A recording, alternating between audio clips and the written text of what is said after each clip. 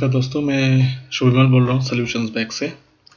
I hope हम लोग का वीडियो आपको अच्छा लग रहा है और प्लीज़ हम लोग का चैनल जो है उसको सब्सक्राइब कर लीजिएगा तो आगे का वीडियो भी मिले और लाइक एंड शेयर भी कीजिएगा। अब पिछले वीडियो में हम लोग जो किए थे कि sale cycle and purchase cycle, जहाँ पे सेल होता है परचेज होता है, तो उसका अभी पेमेंट और रिसिप्ट कैसे होगा वो हम लोग देखेंगे। तो मैं अपना टैली खोल लेता हूँ और इसका आईडी पासवर्ड जो है मैं दे देता हूँ। आप देखिए यहाँ पे मेरा डे बुक में मैं जाता हूँ तो यहाँ पे मेरे XYZ से बहुत सारा सेल हुआ है और द जॉब्स बैग से परचेज हुआ है। तो पहले रिसिप्ट कर लेते हैं। रिसिप्ट में ये देखिए हम लोग अकाउंटिंग वाउचर में जाएंगे, उसके बाद रिसिप्ट।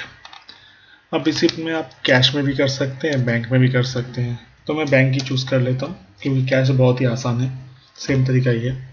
अब XYZ कंपनी जो है वो मेरे को अभी 5000 रुपीज़ दे रहा है। अब यहाँ पे देखिए रेफरेंस सर आपको दिख जाएगा जो बिल का नंबर है और ऊपर वाला मेरा ओपनिंग बैलेंस है, पिछले साल का जो भी बैलेंस है। तो मैं कोई भी एक बिल से यहाँ पे 5000 रुपये ले लेता हूँ, या आप अगर मल्टीपल करना चाहते हैं कि 3000 एक बिल के लिए, दूसरे बिल के लिए 2000 रुपये, ठीक है। अब यहाँ पे देखिए ये ऑप्शन देखिए, यहाँ पे आप चेक का ऑप्शन है, ई ट्रांसफ़र, मतलब अगर वो आपको NEFT करते हैं तो उसके लिए भी आप कर सकते हैं। मैं चेक नंबर लिख दिया, चेक का नंबर कुछ भी डाल दिया जो आपको वो लोग दे रहे हैं। इंस्ट्रूमेंट डेट, जिस डेट में वो चेक आपको दे रहा है, मतलब चेक का जो डेट है, क्योंकि ये BRS में आपको हमेशा काम आएगा।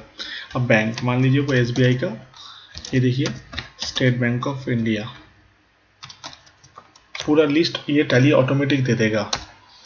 और यहाँ पे नरेशन, आप अगर आप कुछ लिखना चाहते हैं, paid for the bill so and so, उसको सेव कर देंगे।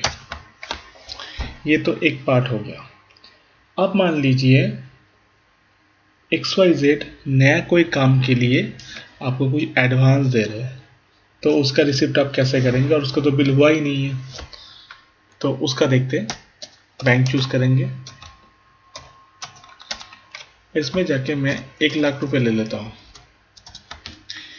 दोस्तों कभी भी ऑन अकाउंट यूज़ मत कीजिएगा क्योंकि ऑन अकाउंट बाद में आपको बहुत दिक्कत देगा। अगर एडवांस है तो एडवांस आप ले लीजिए। तो एडवांस यहाँ पे मैं ले लेता हूँ, ये ऑटोमेटिक नंबर अपना बुक कर लेगा, उस हिसाब से इसको मैं ई ट्रांसफ़र वो कर देता हूँ। यहाँ पे इंस्ट्रूमेंट नंबर की जगह जो आपको ट्रांजेक्शन ID होगा वो आपको बाद में देना पड़ेगा, और ये भी SBI से आया है।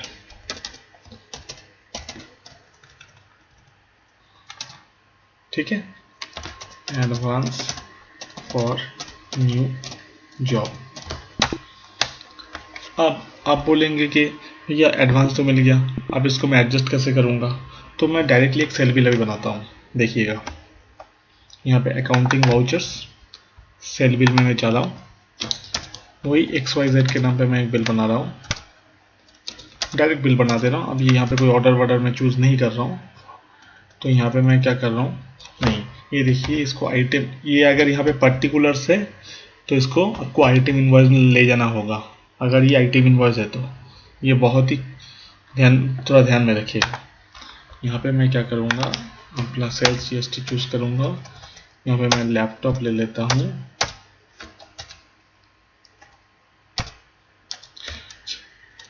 सॉरी। तो यहाँ पे मैं 5 पीस उनको सेल कर रहा हूँ। यहाँ पे आएगा CGST आउटपुट, SGST आउटपुट। अब देखिए दोस्तों, यहाँ पे आपका 2,06,500 का बिल हो गया है। तो यहाँ पे मैं F12 दबाऊंगा, ये F12 दबाने के बाद यहाँ पे एक ऑप्शन आएगा, देखिए यूज़ डिफ़ॉल्ट बिल एलोकेशन, इसको हम लोगों को नो करना है। ये जैसे ही नो करूँगा तो मेरा बिल के अंत में फिर से मैं इस जगह पे आके एंटर मारूंगा। देखिए ये पूरा बिल नया बिल में कर रहा है, मैं वो बोलूँगा नहीं। अगेंस्ट रेफरेंस करने से ये देखिए मेरा जो एडवांस है, ये एडवांस यहाँ पे शो करने लग ही जाएगा। तो वो एडवांस के अंदर मैं 1 लाख रुपए कर देता हूँ, हो गया। तो ये मेरा, आप ये मेरा क्रेडिट बैलेंस वहाँ पे खड़ा है, तो ये मेरा डेबिट बैलेंस यहाँ पे हो गया। अब न्यू रेफरेंस में जाके आपका बिल, इसका मतलब ये जो नया बिल है इसमें सिर्फ 1,06,500 ही आपको ड्यू दिखेगा, क्योंकि मैंने वो एडवांस के साथ ये बिल को एडजस्ट कर दिया हूँ। तो ये प्रोसीड्यूर है आप एडवांस रिसिप्ट सेव करने के लिए। तो मैं ये सेव कर दिया। तो यहाँ तक था आपका रिसिप्ट पार्ट।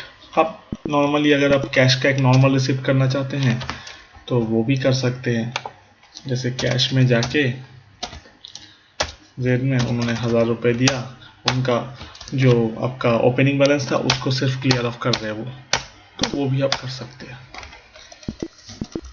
अब रिसिप्ट तो हो गया, लेकिन जो अभी रिसिप्ट करने के बाद जिससे माल लिया उनको पेमेंट भी करना है, नहीं तो बिजनेस कैसे आगे बढ़ेगा।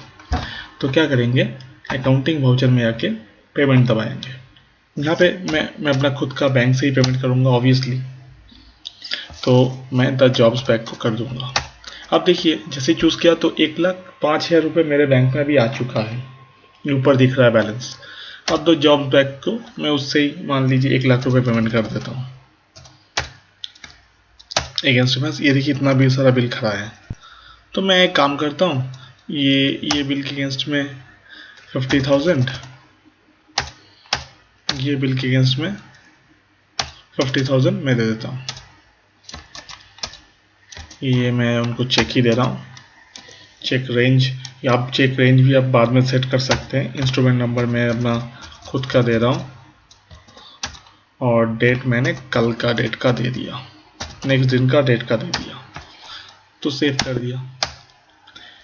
अब मान लीजिए मैं उनको फिर से, भाई नया मेरे को एक मशीन चाहिए, एक सिंगल मशीन, उसके लिए एडवांस में कर रहा हूँ जिसका बिल नहीं हुआ है। सेम प्रोसीड्योर है जैसे मैंने एडवांस रिसिप्ट में किया था।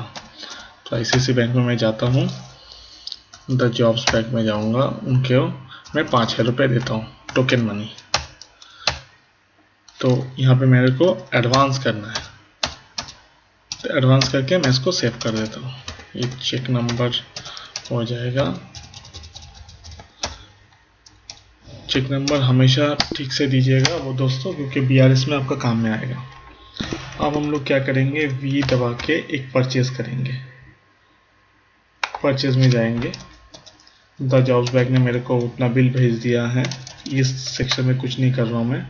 परचेज, वो एक लैपटॉप मेरे को भेज रहे हैं, एक ही पीस है, 25,000 रुपये।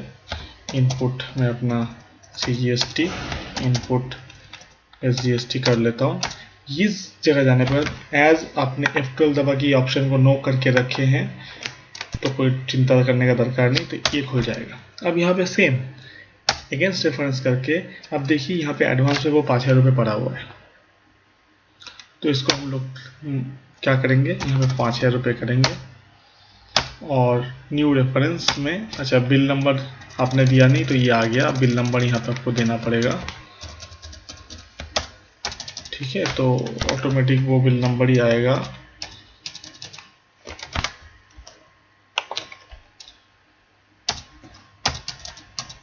यहाँ पे 56987, तो मेरा 24,500 रुपये बाकी हो गया है। तो दोस्तों अब देखे हैं यहाँ पे हम लोगों पहले नॉर्मल सेल हम लोग किए, उसका रिसिप्ट किया, कुछ एडवांस का रिसिप्ट आया है उसके अगेंस्ट में सेल बिल को ऐसे एडजस्ट करते हैं। उसके बाद सेम जो क्रेडिटर है उनको पेमेंट करना है, एडवांस पेमेंट कुछ उनको देना है, तो उसके अगेंस्ट में परचेस को कैसे एडजस्ट करना है। तो ये पहले ट्राई कर लीजिए। नेक्स्ट सेक्शन में हम लोग जाएंगे डेबिट नोट और क्रेडिट नोट में, जो कि बहुत इंपॉर्टेंट है, बिकॉज GST में डेबिट नोट और क्रेडिट नोट का फंक्शन ही अलग है। So for the mean time thank you दोस्तों, एंड प्लीज़ हम लोगों के चैनल को सब्सक्राइब शेयर प्लीज़ कर दीजिएगा और लाइक भी कर दीजिएगा।